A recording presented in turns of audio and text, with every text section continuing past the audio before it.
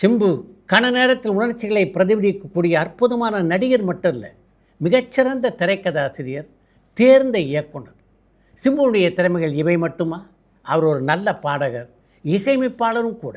சிறந்த நடிப்பிற்காகவும் பாடும் திறனுக்காகவும் சிறந்த இயக்கத்திற்காகவும் பல விருதுகளை வென்ற சிம்புவுடைய திறமை வீணடிக்கப்படுவதை பொறுத்து கொள்ள முடியாத காரணத்தால் தான் அவர் மீது பலரும் விமர்சனங்களை முன்வைக்கிறார்கள். சாய் சித்ரா நேர்காணலிலே பங்கேற்ற பல இயக்குநர்கள் ஒரு காட்சியை பற்றி சிம்புவிட்ட கோடிட்டு காட்டிவிட்டால் போதும், அமர்க்களப்படுத்தி விடுவார் என்று பலமுறை சொல்லியிருக்கிறார்கள். இன்றைக்கி சினிமா உலகில் சகலகலா வல்லவன்னா அது உலகநாயகன் கமல்ஹாசன் தான்.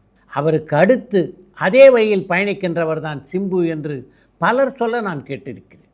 அவ்வளவே உலகநாயகன் கமல்ஹாசனே கூட சிம்புவுடைய திறமைகளை பல மேடைகளில் வியந்து பாராட்டியிருக்கிறார். இத்தனை திறமைகளையும் உடைய சிம்புக்கிட்ட உள்ள ஒரே ஒரு குறைன்னு நான் நினைக்கிறது சரியான திட்டமிடல் இல்லாதது தான். சிம்புவுடைய திரைப்பயணத்தில் அவர் எவ்வளவு வெற்றிகளை சந்தித்தாரோ அதற்கு மேலாக பிரச்சனைகளை சந்தித்திருக்கிறார்.